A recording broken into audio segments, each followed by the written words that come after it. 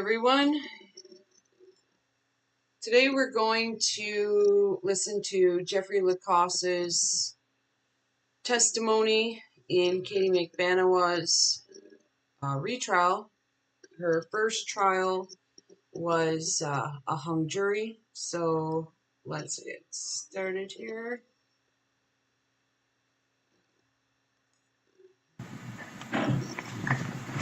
Good morning.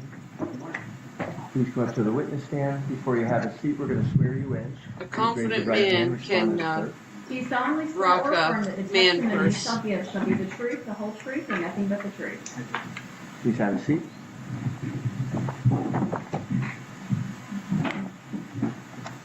Sir, please say your name and spell your name. My name is Jeffrey Lacasse, Jeffrey Lacasse.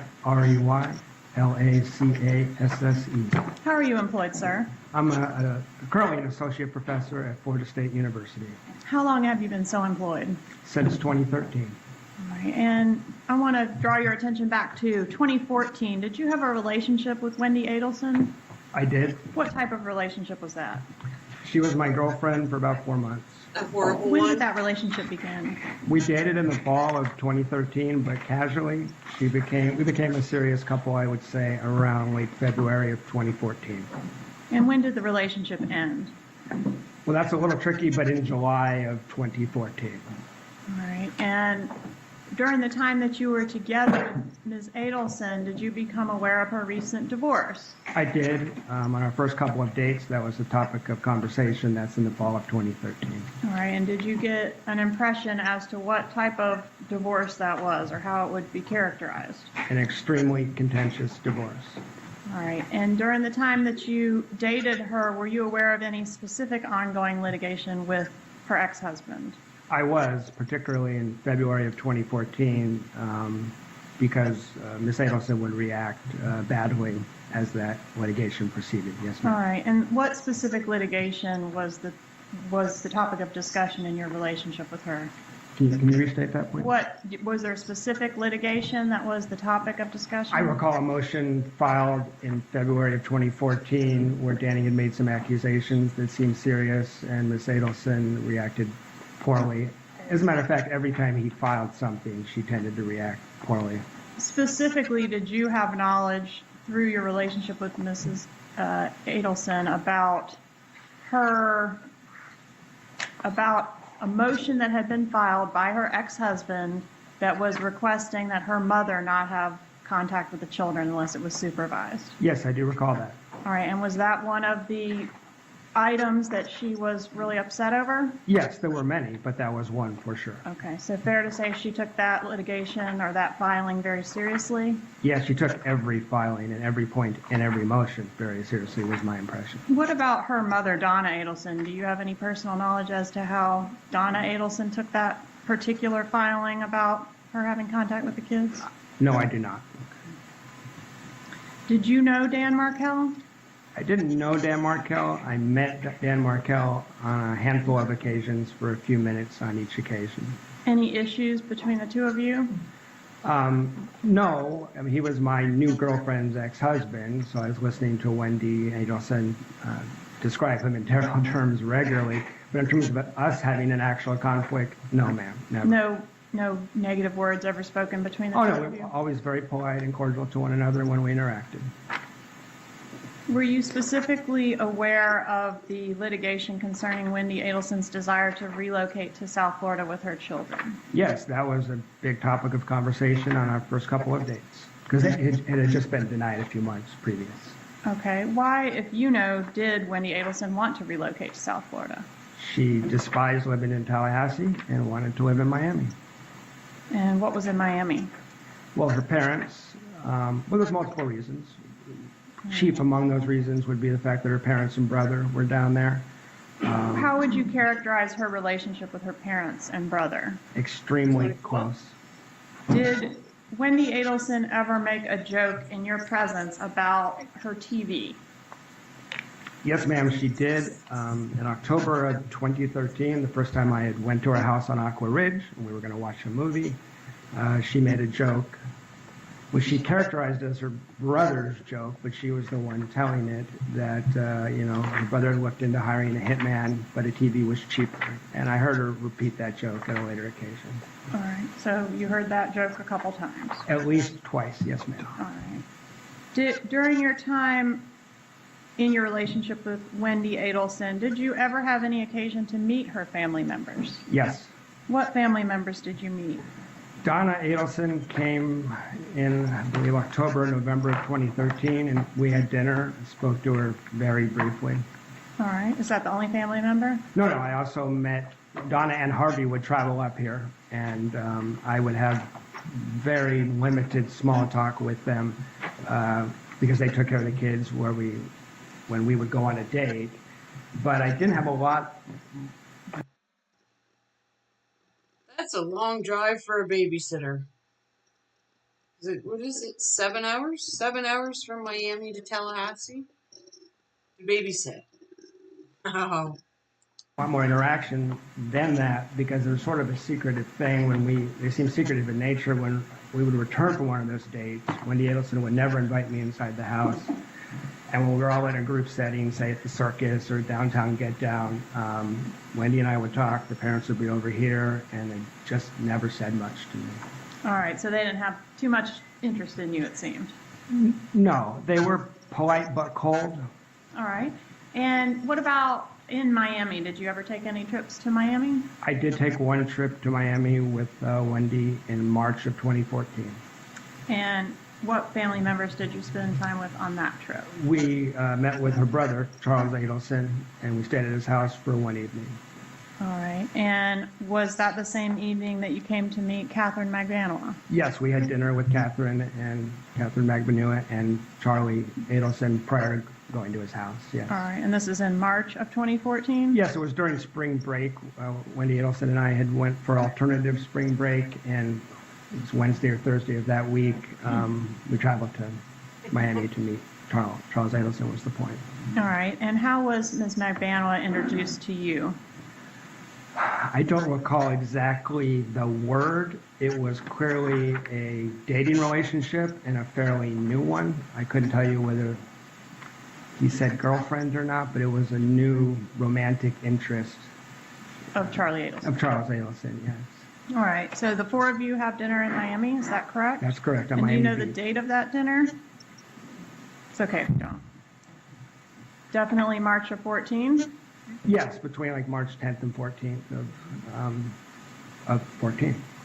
All right. And so you had dinner with was that the only time you ever had any contact with Katherine Magbanua? Yes.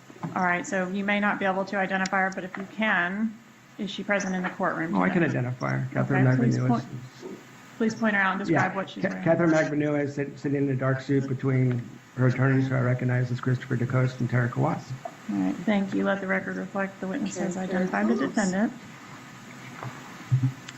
When you and Wendi Adelson had to... I'm going to go back here for a sec, because it almost looks like he has a look of sympathy on his face for Katherine. I'm just going to double check that. All right. And this is in March of 2014? Yes, it was during spring break. Wendi Adelson and I had went for alternative spring break, and it was Wednesday or Thursday of that week. We traveled to Miami to meet Charles. Charles Adelson was the point. All right. And how was Ms. Magbanua introduced to you? I don't recall exactly the word. It was clearly a dating relationship and a fairly new one. I couldn't tell you whether he said girlfriend or not, but it was a new romantic interest. Of Charlie Adelson? Of Charles Adelson, yes. All right. So the four of you have dinner in Miami, is that correct? That's correct. And do you know the date of that dinner? It's okay if you don't. Definitely March of 14? Yes, between like March 10th and 14th of 14. All right. And so you had dinner with was that the only time you ever had any contact with Katherine Magbanua? Yes. All right. So you may not be able to identify her, but if you can, is she present in the courtroom? Oh, I today? can identify her. Katherine Okay, Magbanua. please point her out and describe what she's wearing. Katherine Magbanua is sitting in a dark suit between Her attorneys are recognized as Christopher DeCoste and Tara Kawas. All right, thank you. Let the record reflect the witness has identified the defendant. See it right there. Stop it soon.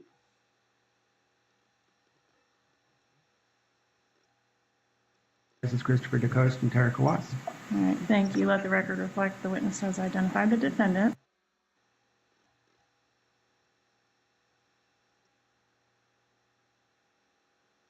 To me, that looks like a pity face. Like, I'm sorry you got caught up in this. You can tell he's such a good guy. You can tell. To me, it looks like a pity face, or like, oh, I feel bad for you. You're in this situation, but you know what? She put herself in this situation. She should have said no.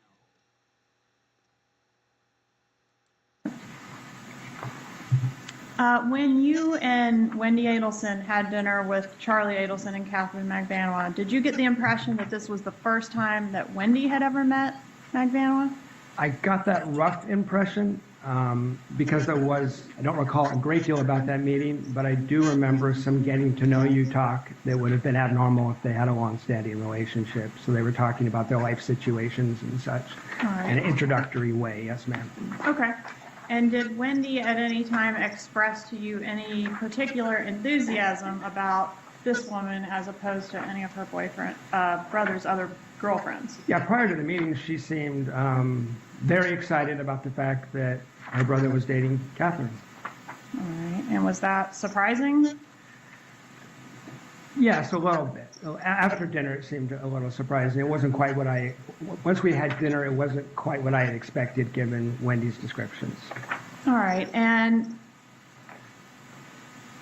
had you been through this with Wendi before? Your relationship was relatively new as well. Do you have personal knowledge about the way Wendi typically reacted to Charlie's girlfriends? I don't recall exactly that. I don't. Okay. Did anything unusual happen at the dinner? Well, there's two things that stuck out to me. The first one was that Wendi Adelson had kind of a complex about being a single mom because Charlie had told her that no man wants to date a single mom. So we had this conversation repeatedly. And then I show up to dinner and Charlie's dating a single mom. So that was a little surprising.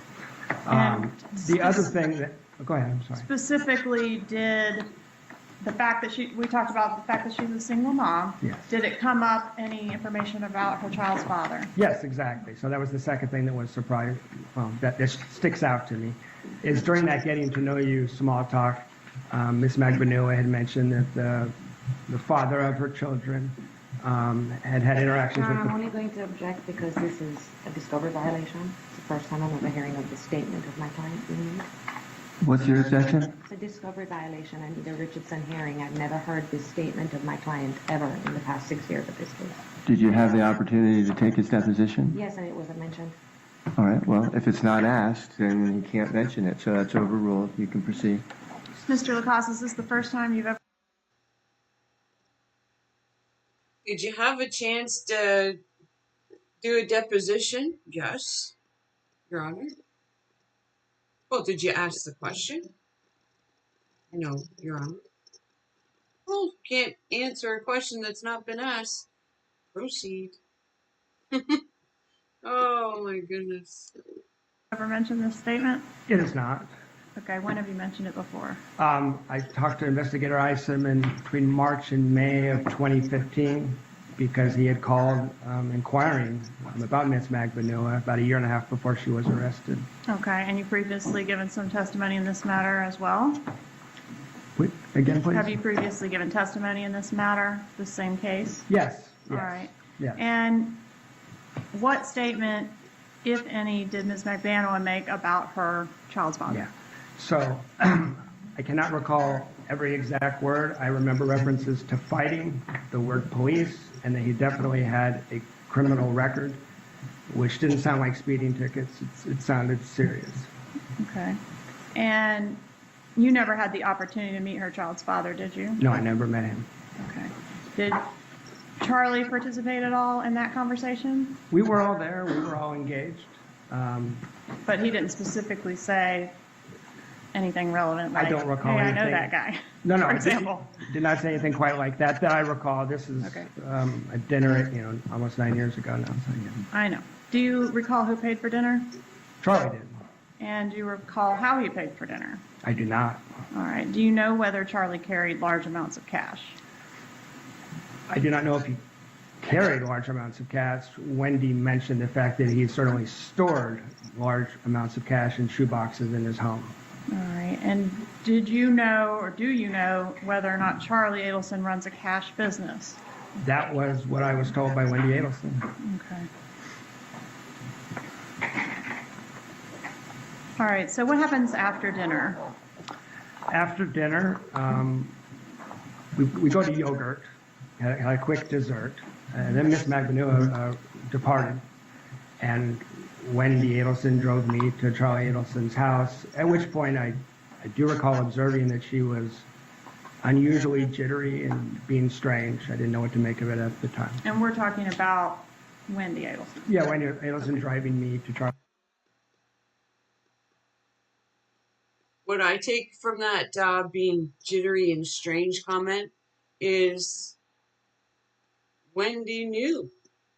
And Charlie likes to talk, so maybe she was jittery and strange because she wasn't sure what was coming out of her brother's mouth.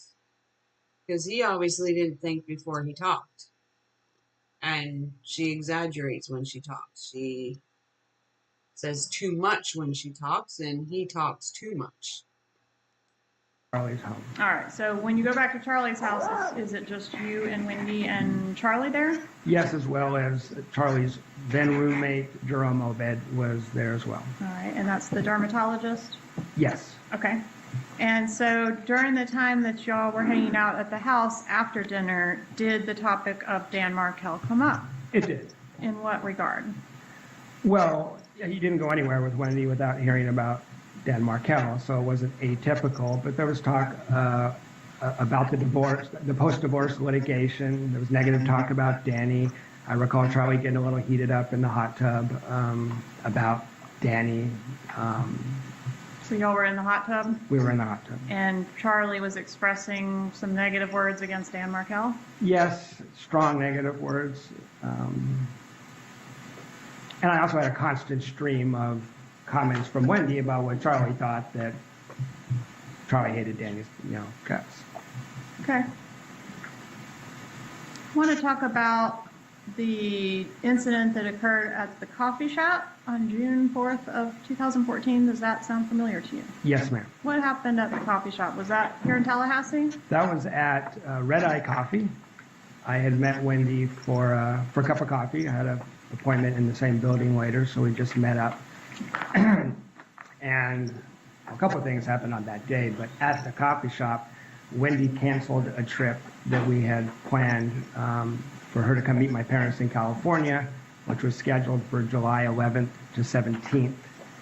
And she said she canceled that trip because she was concerned we wouldn't get back on the 8th in time to pick up the kids on the 18th, which didn't make a whole lot of sense. But we then discussed rescheduling the trip. It wasn't anything I objected to strongly or anything like that, but it was weird. The plan originally was for you to return to Tallahassee on the 17th? Yes.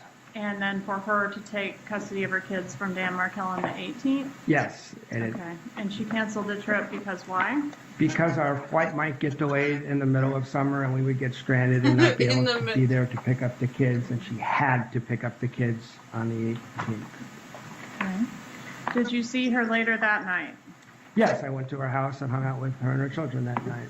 All right. And was there anything unusual about her behavior on the night of June 4th, 2014? Definitely. She was a nervous wreck. And I actually traveled to the store to buy her, I believe, some Pepto-Bismol because she was such a nervous wreck. She was having stomach problems. So she wasn't food poisoned. She didn't have the flu. She wasn't sick. She was just so... Wouldn't that be something if he had the receipt for that Pepto-Bismol? Oh, that'd be brilliant. nervous that she was having stomach problems. All right. Tell us about the way the beginning of the end of your relationship. Can you give me a date? My understanding is there was a big fight on June 29th. Yeah. So we traveled to Gainesville together. I had a work trip in Gainesville, and Miss Adelson accompanied me. And the relationship had been a little bit of, not a little bit, it had been a huge roller coaster of up and down and love bombing, and I perceived a lot of manipulation and lying. And on, I guess it was night June 28th, that Saturday, we had a relationship conflict. We had I don't know if argument's quite the right word, but I was kind of tired of being strung along, and which is what it felt like. I couldn't figure out why I was being strung along, but that's what it felt like, and we sort of had it out. All right, so when was the next time you saw her after the big fight? Well, the next day we drove from Gainesville to Tallahassee. So I saw her then, and I dropped her off at her house. It was a very awkward, multiple-hour trip from Gainesville to Tallahassee. All right, and did that feel like the end of the relationship at that time? It wasn't great, but no, it didn't feel like the end. No, in fact, she said otherwise. I mean, I actually distinctly remember departing her house and her saying that this was not the end. But as I said, I felt like I was being strung along, where it was a constant roller coaster in a way that seemed purposeful and manipulative.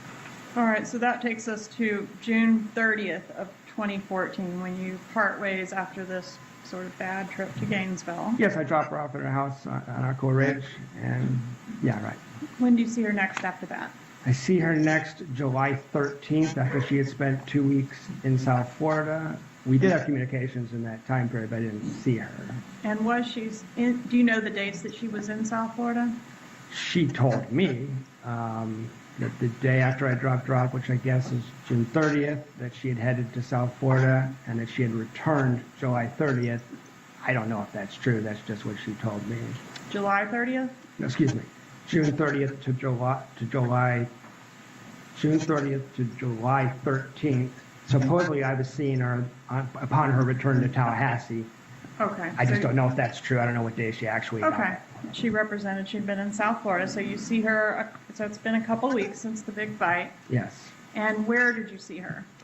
I talked on the phone in the interim, and long story short, decided to keep going, to not break up, to continue to pursue the relationship. So we had a date.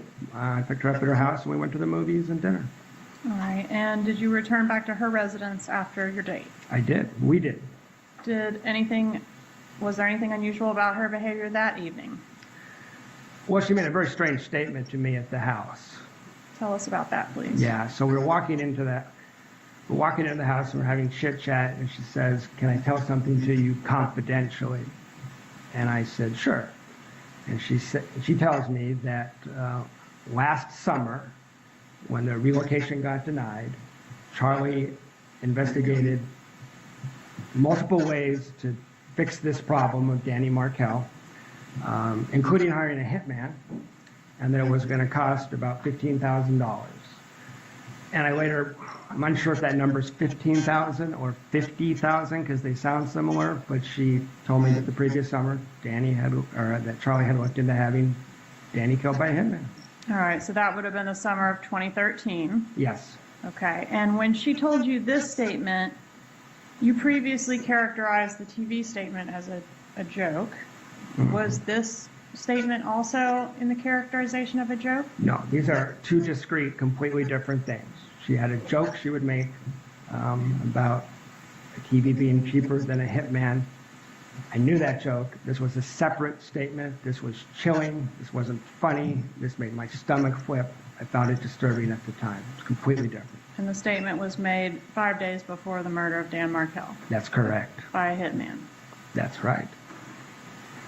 All right, I want to talk about the next day, which is going to be July 14th, 2014, the Monday before the murder. Did you see Wendi Adelson that day? I did.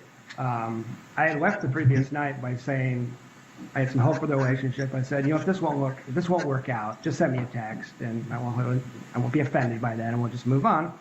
But she contacted me the next day and said, "I really want to spend time with you." So then she canceled plans in the middle of the day, and then we went to yoga. You went to a yoga class together? We attended a yoga class together, the most awkward yoga session in history. Okay. What happens after the awkward yoga session? Well, during the yoga session, just as a 43-year-old man that's been in a few relationships, I'm thinking, okay, this looks like this is over. The vibe I was getting. We walked to the car and exchanged words, and she didn't want to spend time with me Tuesday, Wednesday, or Thursday, and she had the whole week off without the kids. And then there was a couple other words exchanged, but it was clear to me I thought it was over at that point, so I turned and started walking away. Okay, and did she call you back? Yeah, she called after me. I turned around, and she asked me, "Are you still going to Tennessee on Friday?" Because she had previously known that I was leaving for a trip to Tennessee at 11 a.m. on Friday, July 18th. And she had a series of questions about whether I was going. If I didn't go, why wouldn't I go? She, despite seemingly just breaking up with me and not wanting to see me for the next 3 days, had a deep interest in what I was going to be doing on Friday. All right, and your plan at that time was to leave Tallahassee by plane or car? By car at approximately 11 a.m., and Wendi Adelson and I had discussed that in some detail previously because of other plans that eventually got canceled, but she was the only person aware, other than the people in Tennessee, that that's when I was leaving. And had you followed that plan, is it correct that you would have been departing Tallahassee and getting on I-10 at approximately the same time that the killers were? Yes, not only that, but I would have driven within probably a couple miles of Dan Markel's house. All right, and what type of vehicle would you have been in had you gone with that plan? At that time, I was driving a 2004 four-door metallic gray Nissan Sentra. All right, and are you familiar with the suspect vehicle in this case? I am. And would you characterize your vehicle as similar in appearance to that vehicle? Yes, especially in profile, yes. And are you aware that in her law enforcement interview, Wendi Adelson suggested you as a potential suspect? I am aware of that. And did you cooperate with the police in this case? Yes, when I came back from Tennessee, they called me. I came in immediately and cooperated with them from the very beginning. And were you able to provide an alibi that eliminated you as a suspect from committing this murder? Yeah, pretty solid one. They had me on videotape at a Kmart in Tennessee a couple hours after the murder, using my credit card with my cell phone showing me there. So it was pretty good alibi. And is that because you did not follow the plan to leave at 11 a.m. on July 18th?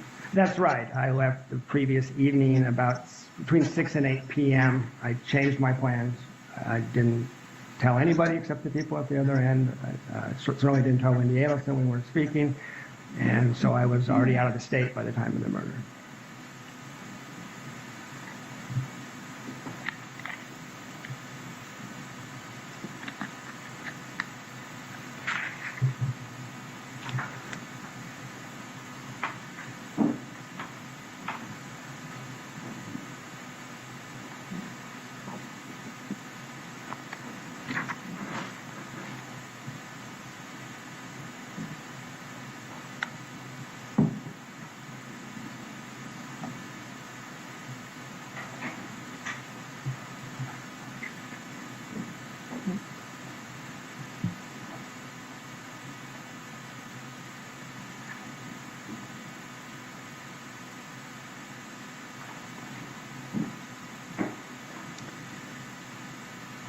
Do you have any knowledge about a celebration dinner that was had after the murder of Dan Markel? I do. I eventually spoke to Wendi Adelson on the phone about 10 days after the murder. I had a couple of phone conversations with her. And in one of them, she described attending what Charlie Adelson described as a celebration dinner. And was that the dinner where she vomited at the table? Yeah, she said she hadn't eaten food in so long that as soon as the food hit her stomach, she started vomiting. All right, and were these couple phone calls after the homicide the last contact that you had with Wendi Adelson? Yes. No further questions? Cross-examination. Thank you, Your Honor.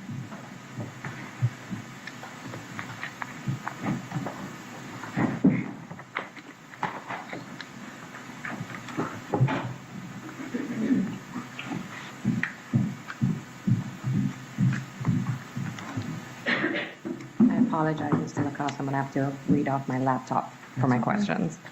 Okay. How are you doing today? Good, how are you? It's been a while since we've seen each other. Oh, wow. Everything all right? Everything's good? Okay.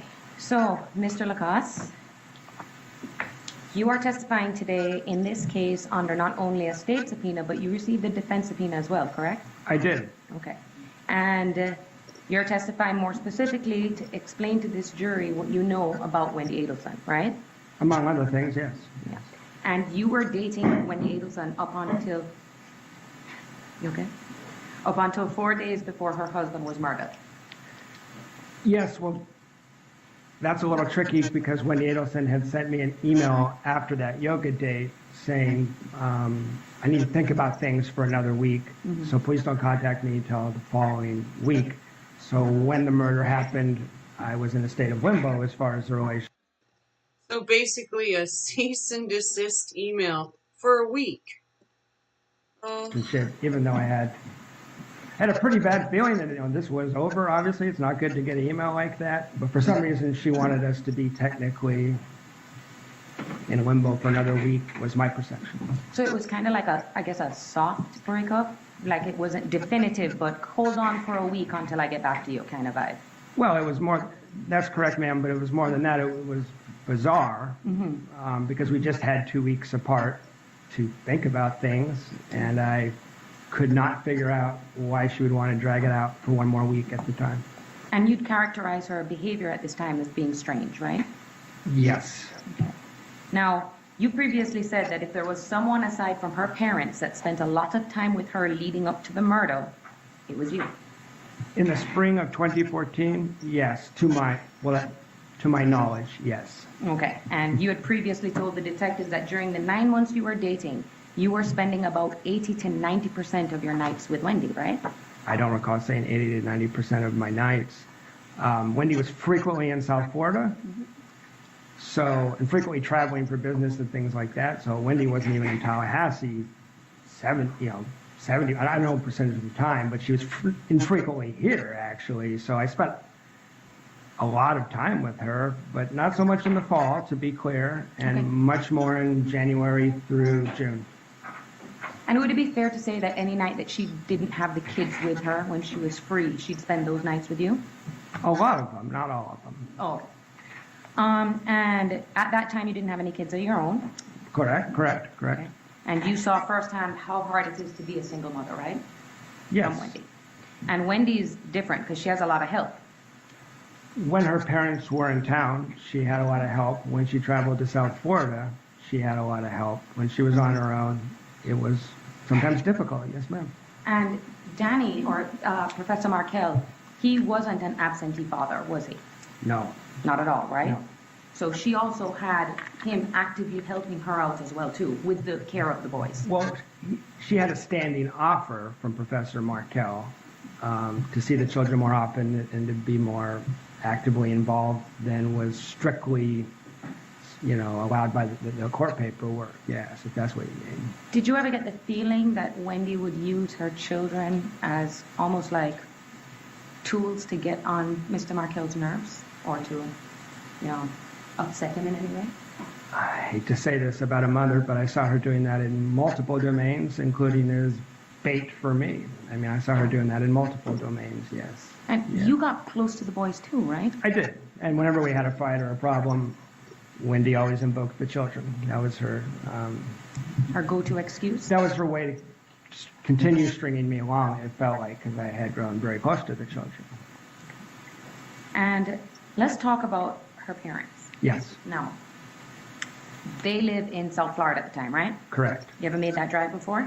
I made that drive a few times. It's about 7 hours, right? Yes, it's a drive. A long, treacherous drive, yes. right? Yes. And I only say that because Florida is just a very, not too much to see. It's just flat going straight for 7 hours, right? Yes. Okay.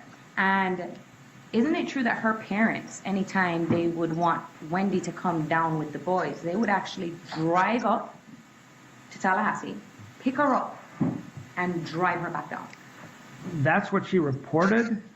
I want to be cautious because I know her to be a person that doesn't always tell me the truth, but that's what I was told, yes. Well, you just brought me into a whole new line of questioning. Okay. Okay. Let's talk about her ability to tell the truth. Okay. You know her very well. You were dating her for a long time. Well, a few months, seriously, but go ahead. How would you describe her when it's, trying to determine whether or not she's telling the truth? I found her to be a deeply deceitful person and not that great at it. That was my impression. Would she occasionally just put on a show, try to get people to feel sorry for her? Wendi adopted the victim role as her default social role, her way of getting attention, sympathy, etc. Yes. Did she play the victim role to you about how awful Danny was to her? Yes. And did she constantly complain about that, what a terrible person he was to her? Endlessly? Yes. Okay, and this is, of course, the only information you're getting from this is through Wendi Adelson's mouth, right? 95% of it. I mean, I also live in Tallahassee. We have a community. I heard some other things, but she had managed to persuade most of the rest of the community that what she was saying was true at the time. So, yeah. So, would you say she did that frequently? Like she'd speak openly about how upset she was with her divorce? Yes, it was the topic of conversation. If we went to dinner with friends, that's what we were going to talk about. Frankly, it got old. And she worked at the same place he did, right? Yes, they both worked at the College of Law. So she was disparaging him amongst his colleagues as well, too, right? I can only, as far as what I witnessed, yeah, we went to dinner with some law professors where she did that, certainly. And she'd actively talk badly about her divorce in front of them? Yes. Okay. Yes. Now, one thing that Wendi was very vocal to you about during their relationship was how much she hated Tallahassee, right? Yes. Okay.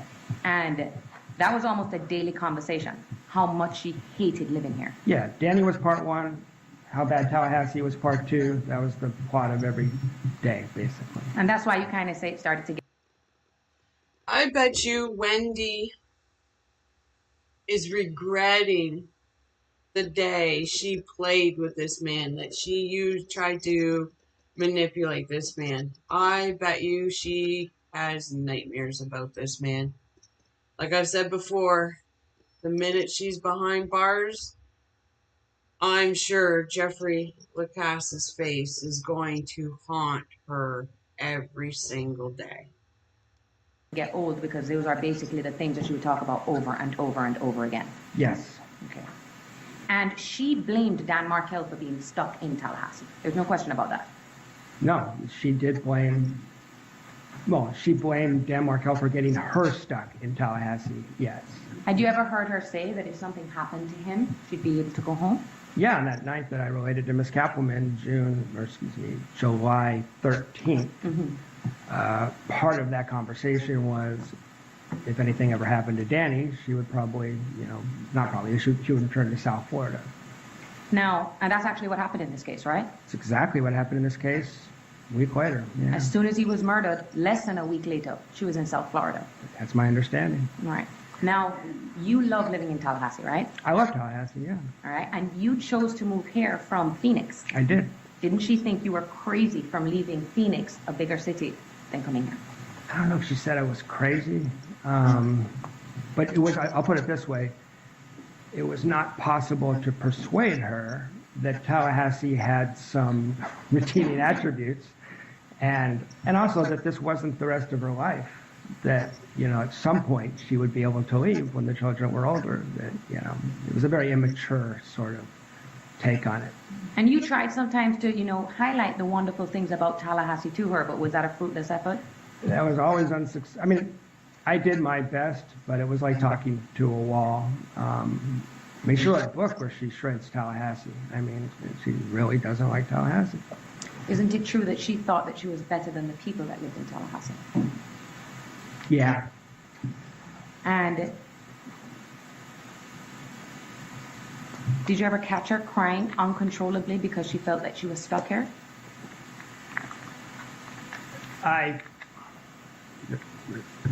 Multiple crying episodes. Yes, she would cry sometimes because she was stuck here. She also used to cry, especially in the months preceding the murder, for no reason that I could discern. It was just crying. Did you ask her and she just wouldn't give you an answer? Yeah, that was Wendy's typical pattern, to be very non-specific. Okay. And then, so, I've already asked you these. Did Wendi explain to you that Danny was emotionally abusive to her? She used that term very frequently, and at the time, as the boyfriend, I sort of accepted that. You were taking what she said as true. Yes, it's a new relationship, but in retrospect, I can't think of a single thing she ever described that I would consider emotionally abusive. She did tell you once, though, that, well, she felt this was emotionally disturbing to her, that Danny would make her sit in silence if they were to drive down to South Florida. She would drive, he would be in the passenger seat doing work, and that she would complain to you that that's something he would do, would make her sit in silence on the 7-hour drive. Yeah, she said he did that one time, and I don't know if that's true or not, but she did say that, yes. And to be clear, this is just coming from Wendi Adelson. You have no evidence to support that what she's telling you is the truth. I don't. Okay. Now, did she describe him as a complete control freak? I'm sorry. That rings a bell. Okay. Yeah. And did she ever describe him as an absentee father to you? What she described was that during the marriage, he was not quite as involved with the children and arguably would meet that label. And then after the divorce, became very engaged with the children, which instead of seeing that as a positive, she saw as a rather annoying inconvenience that he wanted his share of the time with the kids. Now, Unbelievable. Wendi was in her mid-30s when you two were dating back in 2014, right? That's right. Did you So a few videos back, I had made a comment about how she just wished he had no say in the children, no say in her life, no nothing, that he would just poof and disappear. That comment that Jeffrey just made was, she was upset that he wanted more time with his children, and that was distressing to her, that she would rather him just be gone. I tell you, this woman, someday, hopefully someday soon, she will be in bracelets. describe her as being self-sufficient? No, I think I described her in past police interviews as a highly dependent person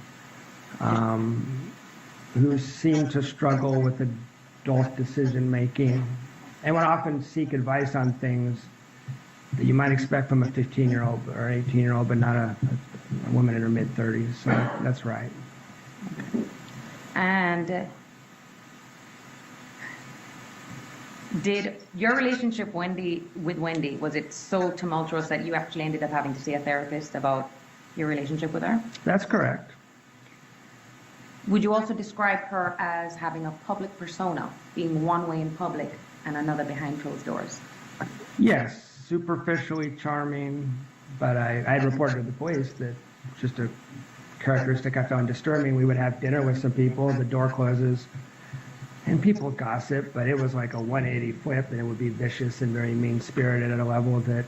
Completely different from how she was a moment before. Yes, not a way I talk about people, yeah. Okay. Now, and you'd say she's good actress, she's good at putting up a facade for people.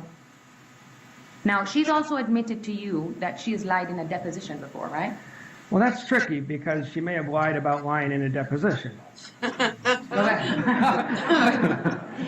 my gosh. She told that to you, right? She did, but my understanding is she lied about that. So there's lies on top of lies. So it could be a lie about a lie. And maybe a lie about, yeah, it gets real confusing with, but that brings up an important point. She really enjoys mind games, and so I think that might have been a little bit of a mind game. Yeah. Oh, okay. So she may have just been throwing that out for some other ulterior purpose. I don't know why she would disclose to me that she lied in a legal proceeding as an officer of the court and then turn out not to have lied in it. I mean, I got 100 stories like that. No, I mean, and I would ask you, it would be as an attorney.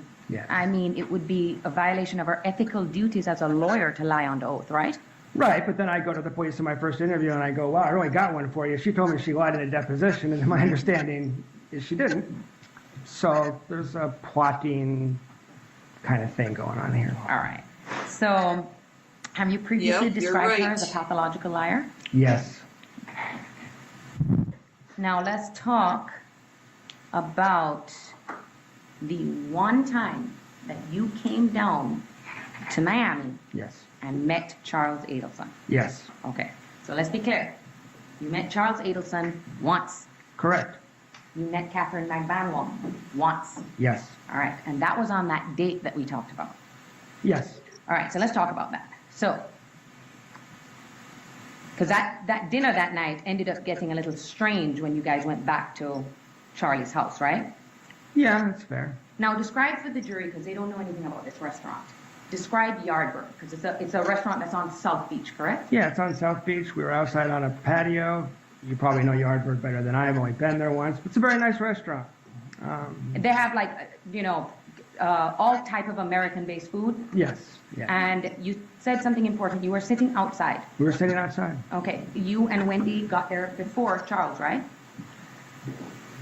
That sounds right, but I don't remember for sure. Okay, and if if we had text messages between, for example, Charles and Wendi that would indicate you guys were outside, those would be reliable, waiting for them to get there, right? I mean, that sounds right. Okay, and he meets up with you there, and then Katherine meets up, and that's when you guys get introduced. Right.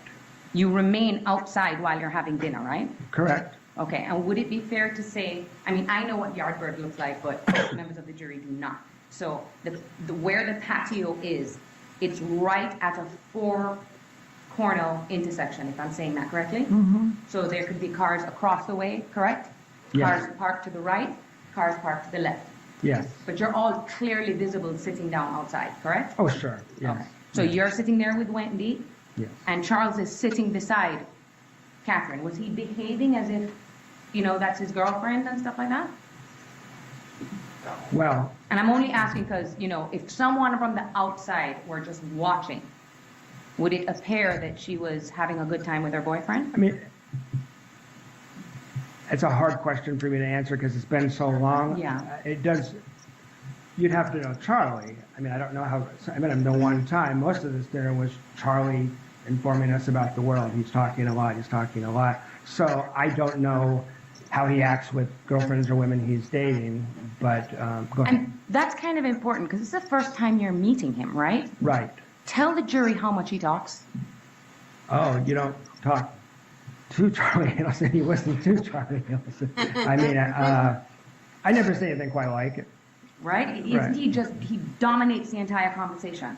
He dominated that conversation, and I don't remember what was said at that conversation, but there was interaction in that conversation. There was other people talking. I mean, I don't want that to be taken too far because Charlie was certainly a character and someone I had a bad feeling about immediately, honestly, but it wasn't like 99% was just Charlie talking. Yeah, of course. Him and Katie were relating things they had done together. I don't remember the specifics 8 years later, but yeah. And you had said on direct examination, he introduced Katie to you as his girlfriend. I right? don't remember him saying the word girlfriend. But like you said, we was talking about how things that they had done before, that it was obvious to you that they were dating, right? Yeah, and then it was fairly new, yeah. Okay. It wouldn't be too smart for him to be introducing people if he's conspiring them, right? You mistake that? It wouldn't be very smart of him to be introducing someone he's conspiring with to commit murder to other people, right? I mean, I'm not an investigator. I'm not an expert on what's smart when conducting a criminal conspiracy. So Good answer, let's talk Jeffrey. about now when Good you're all answer. sitting outside. It was nighttime, right? Very early evening. This was like a pretty early dinner. The sun was still out. Okay, and then but going into evening, kind of like how the sun here, like it doesn't, especially around this time, Yeah. it doesn't set till. Between 4 and 6, I don't remember exactly when. Okay, so it wouldn't be any problem if anybody that was around to be seeing you guys having dinner. No, sure. You leave that restaurant and then you all go collectively to get some ice cream, Yeah, yogurt. I don't have real clear memories of that, but we walked to a yogurt place, and that wasn't very long, and then we headed to Charlie's house. Now, how did you guys get to Charlie's house? Were you and Wendi in the car by yourself? Wendy had driven a rental down from Tallahassee, and she was driving. So Charles got into his own vehicle and drove and met you back at the house? Yes. Okay. And so you and his house is in Fort Lauderdale, correct? Yeah, he's on Well Harbor, that's right. So it would be at least a 14-minute drive, 45 minutes Just if you can remember, it's not a quick 10 No, minute no, drive. it wasn't like 5-10 minutes. It was a ways. Okay, and then so you go up to the house and you and Wendi go inside, right? That's right. Now, Katherine doesn't come back to Charles's house, right? No, Catherine returned to her own house. She went back to her own home. But then Charles comes back and then you, Charles, and Wendi all sit down in the hot tub. Right. I think we talked otherwise as well, but we spent a couple hours in that hot tub, yeah. Okay, and this is where I think you said this is when he starts talking about some very weird things, right? Yes, Okay, he was very braggadocious, is a word you've used? he was. And wasn't he kind of like talking about inappropriate, for example, he was talking about inappropriate sexual things he's done with girls, was one of the things he talked about, right? Yeah, that one in front of your sister, yeah, I was fairly stunned by him talking about sexual sadism in front of his younger sister, yeah. You're sitting right there, he's kind of talking to you, but this is things he's discussing in front of his sister, right? Yeah, Okay, and then he also talked about going on trips and sleeping with disgusting young pig. girls in other countries, right?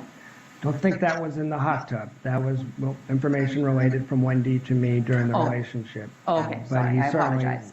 But she was aware of that, like she's telling you how her brother is?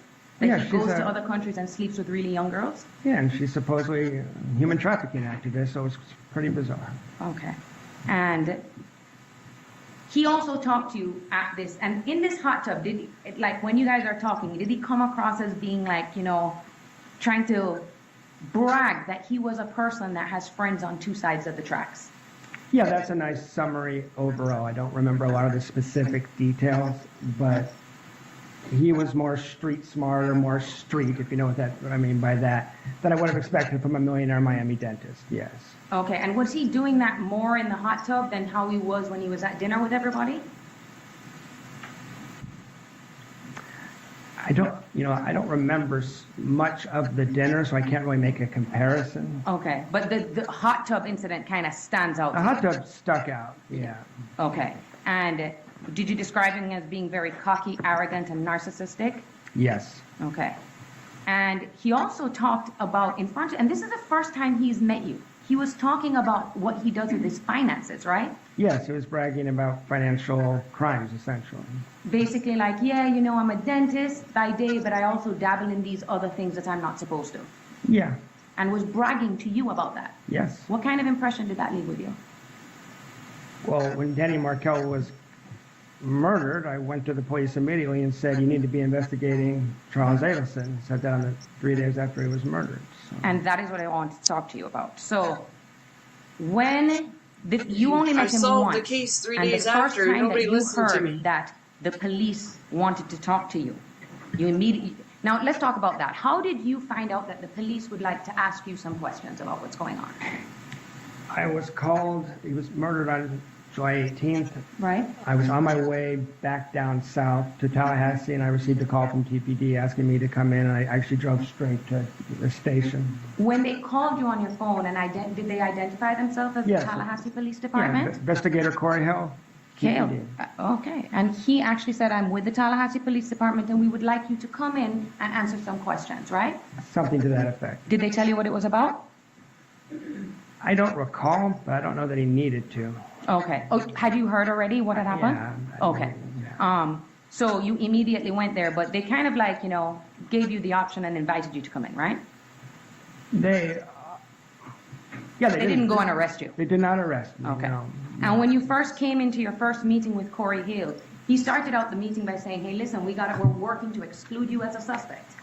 Yes, we had a conversation about excluding me, and the impression I got was that, and I guess I warned a sense that they already done some investigating, of my cell phone and so forth, so that the investigation of me had reached a point where that was we're at the point where they were trying to exclude me. That's right. Now, they haven't heard from you yet, right? Say, They haven't heard from you yet. Like you haven't provided them any information yet. no, they haven't, but my cell phone shows me in another state when he's murdered. So, But at that time, though, you hadn't realized Wendi had kind of named you or implied that you could have been a suspect in this case, right? I didn't realize that when I was heading into the station. By the time I left the station, So it's pretty clear. I mean, no one said that word for word, but I'm not stupid, and I could tell pretty quickly that, like, yeah. You'd agree with me, people don't have to say things directly sometimes. You can just leave little crumbs and you can pick up on what they're trying to get at, right? I mean, yeah, sometimes, and I mean, I'll say this: I was never quite sure until I was able to view Wendy's interrogation video, in which case it became 100%. Okay. I suspected that previously. I thought maybe, but once I saw her video, there it is in black and white. So. Now, you, even though now you know they considered you as a suspect, you walked into a room at Tallahassee Police Department, correct? Yes. And they reported you, right? Yes. I mean, now we don't have to go back in 2014 to wonder what it was that you said. Right, I guess. It's yeah. there in black and, well, not black and white, but Yeah, in yeah. color. So, Yeah. Yeah, my first interview was video recorded, the first interview I did with them, yeah. so was the second one, right? You mean the one the 21st? I have July 21st, July 23rd, Sorry. and March 6th. Yeah, so I had a videotape interview the 21st. I had a videotape interview the 23rd where I came back and added Wendi to the list of people I thought they should be investigated. Okay.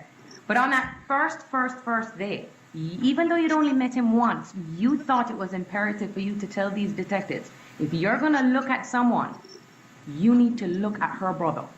I did that reluctantly. I was worried about my safety, but I did. That's right. That's correct. Yeah. You were even in that point, even though you'd only met him one time, asked if you could speak to them off the record, right? Yeah, I got a feeling about Charlie. I had a bad feeling. And explain to the jury, it wasn't that, oh, I want to tell you something that, may be bad for me. I'm scared that Charlie may come back and do something if I call him out. Yeah, it's also just caught in the crosshairs of a criminal investigation, which is like being thrown into a weird movie. It's a very bizarre sort of thing. I didn't know how realistic that threat would be, but I thought Charlie was potentially a dangerous person. And this was, like I said, and I'm going to stress it, only after meeting him once. Yeah, about 4 hours is all it took. Oh, 4 hours. All right. So now going back to, I want to talk about those dates leading up to when you guys, when Professor Markel was murdered. Yes. So you talked about the trip to Gainesville, and this is when things started to get weird with the fighting between you and Wendi, correct? Correct. That's when the big disagreement was, yes. Okay, and then on the drive back, you had described that as the most awkward drive ever? Yes. Okay, and so you return to Tallahassee, and the next day, she leaves to Miami.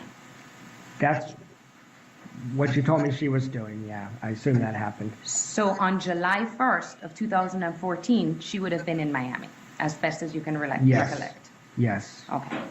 And all the way up until July 13th. Yes.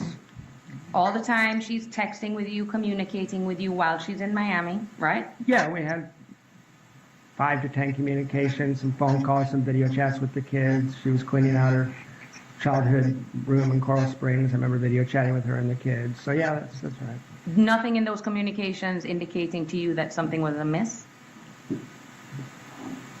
That she was going to probably come back and the next day ask to take a week break? Oh, I mean, we had some heart-to-hearts. I got these long emails. This is what I'm talking about being strung along. This is what I'm referring to. It would make sense you have the big fight, you break up. It wasn't like that. I'm getting texts that say, I miss you. I'm getting 1,000-word emails. We're having video chats with the kids. We're on the phone, and it seemed like we were going to work things out, which is why that breakup date is so hard to pin down. Which is why it was so odd to you. It's extremely strange. So she gets back to Tallahassee, and on the Monday before Dan Markel is killed, that's when you guys have dinner, right? What's the calendar date, ma'am? I know it is the 13th. The 13th is the Sorry, dinner. I should go back 5. Yeah. So that's, July 13th we had dinner and saw a movie. That's correct. Okay. And you watch the movie Neighbors. We did. Excellent movie. Okay. And another thing she did that was, and you had spoken to the Miss Kappelman about this, is that she specifically, after you guys broke up, or after the yoga session on the Tuesday, that she specifically asked you about your travel plans on Friday. That's correct. Okay. And you actually thought that was strange because you're getting the vibe that we're breaking up, but now you're asking me where I'm going to be on Friday at 11 a.m. Which is why I went to the police on July 23rd and highlighted that as the first of many suspicious things I thought they needed to know. And you'd agree with me that at the time when you first spoke to the police, and I mean, it's common sense that your memory of the details of everything that went on in 2014 were better in 2014. Mostly, although I also, mostly. Like if we went into details about what you did Monday, Tuesday, Wednesday, Thursday, Friday, you'd know back then better than you do now. As far as memory, yes, but I also reviewed all my text messages and emails when I came back and talked to the police a few months later, and that did raise things that I did not remember in July. And so you would agree with me that first time you probably weren't properly equipped to give them all the details. You needed to go back and review things, right? I think I gave them the important details on those first 2 days, which is Charlie and Wendi Adelson need to be investigated, but there were other details that I uncovered as I thought about it. It's also a pretty traumatic situation. It takes a little bit to get your head on straight, to think straight, obviously. Now, so you leave Thursday, but you never tell Wendi that you're leaving on Thursday, right? No, I did not. So as far as she knew, you were leaving on Friday at 11 a.m. Yes. All right. And you'd agree with me that had it not been for your credit card receipts, the Walmart video, and other things, you probably could be sitting at a table between two lawyers, right? I mean, if I had left town without a cell phone, not entered a store, not used a credit card, things could have been more complicated. But this was in 24. It's a pretty unlikely scenario, it seems like to me. I worry that there was an effort made to, make it look as if. But there was also 10 other reasons that would have, that word exculpatory. There's 10 other reasons why I couldn't have done it that we didn't even have to go to because we had this videotape of me at a Kmart. You didn't even have to go there because they gave you the opportunity to give everything over and for you to, explain your side of the story, right? Well, they filed search warrants. It wasn't, They got a search warrant again? That's Did they tell you that before they spoke? My understanding is they had search warrants for cell phones and financial records or some sort of court paperwork. I'm not a lawyer, but it wasn't as simple as I show them your cell phone and let you walk away. I showed them that to show, look, I didn't do it, and they did additional investigation after that. Okay, but you'd agree with me that had you had to get those things, I don't know, maybe 2-3 years after, they may have disappeared. There probably may not have been a video. If your cell records. Where is she going with this? Is she trying to say that they didn't give Katherine Magbanua the opportunity to prove her innocence? Is she really saying that? Is that really what she's saying?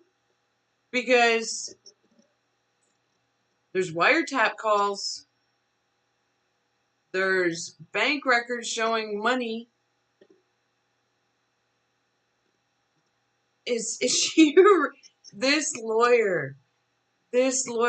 Oh my God. Katie Magbanua had an opportunity to walk free from jail. Scot-free. All she had to do was testify and tell them everything she knew. Everything she knew about Charlie. And this lawyer talked her client into not taking it because she was innocent. Because Katie was telling her, I'm innocent. So don't take the deal. Now she's trying to use Jeffrey Lacasse to say that how Katie was mistreated. Is she really saying? What a piece of work. Oh my. For example, if you have Sprint, they only hold them for 2 years, right? Yeah, I don't know anything about that. Okay. But at the time is when you probably should be gathering as much evidence as possible before, it goes stale or expires, right? Again, I'm not a criminal investigator, and I'm only asking based on common sense. well, I hope I have some common sense. I mean, but maybe I don't. I'm a college professor. It doesn't always go together.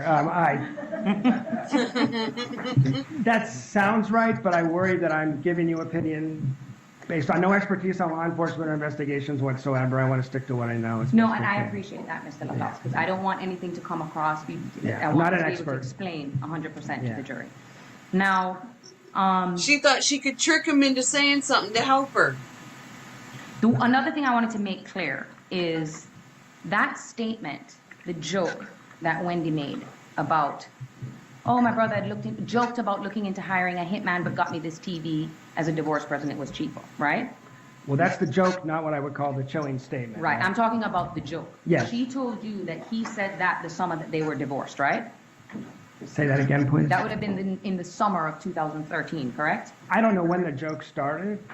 If Wendi told a joke once, she was one of those people, you probably hear it 10 more times, so I don't know how long she's been telling that joke, how many times she told But it. you'd agree with me that if, based on what she's saying to you, that they would have been around the time of the divorce that he made that It was the representation. time of I the just don't separation, know when which she moved started telling into that joke, although I heard it for Upper the first time in Ridge Way. October of 2013. Okay, and you have no idea when he met Miss Magbanua, right? Who's he? Charlie. Troy. No, I don't know when they met.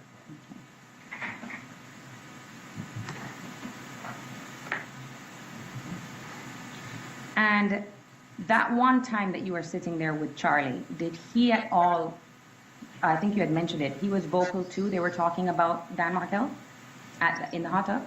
He made some comments about Dan Markel that I can't recall word for word, but it was clear he was not a fan, that he was very upset with Dan Markel. Yes. Now, when you said Katie had referenced talking about her ex-husband, right? Or ex-boyfriend, however she referred it, father of her kids. Yes, and I recounted the little that I recall, which No, is of that course. he had a criminal record and the word fighting, the word police, and that's all I remember. It seemed fairly serious. Did it come across that she was still with him, or was she speaking about him like he was her ex?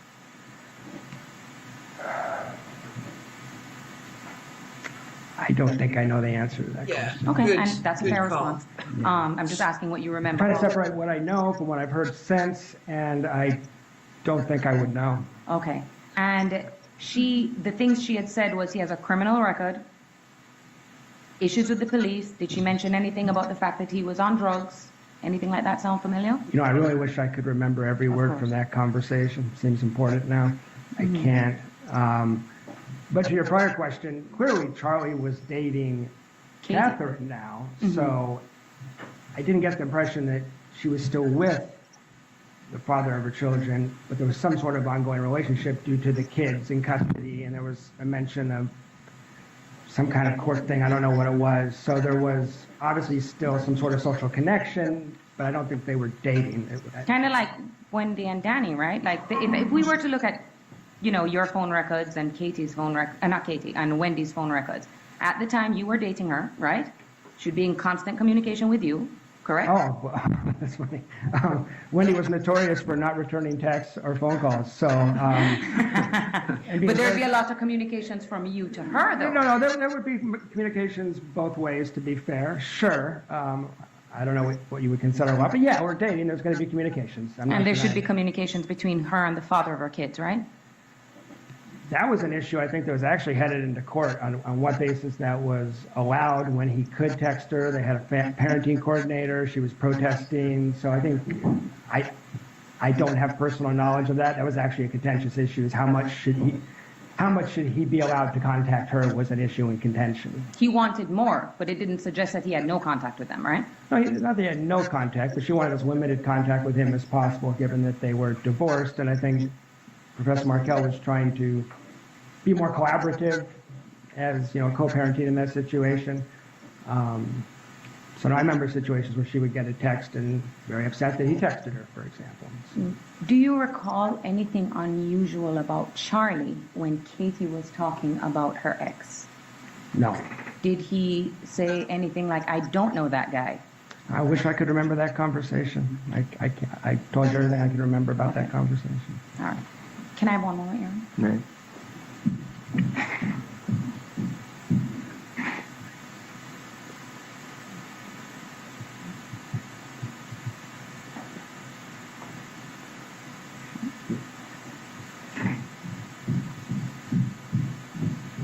Thank you so much, Mr. Lacoste. Thank you. Good to see you. Thank you. All right, thank you. Hold on one second. Any redirect? Yes, Your Honor.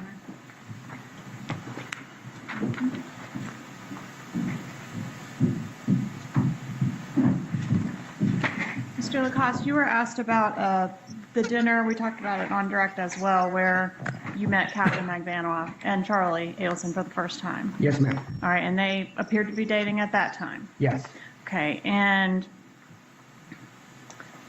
can you tell us the date, or is there anything that would refresh your memory of the date of that dinner?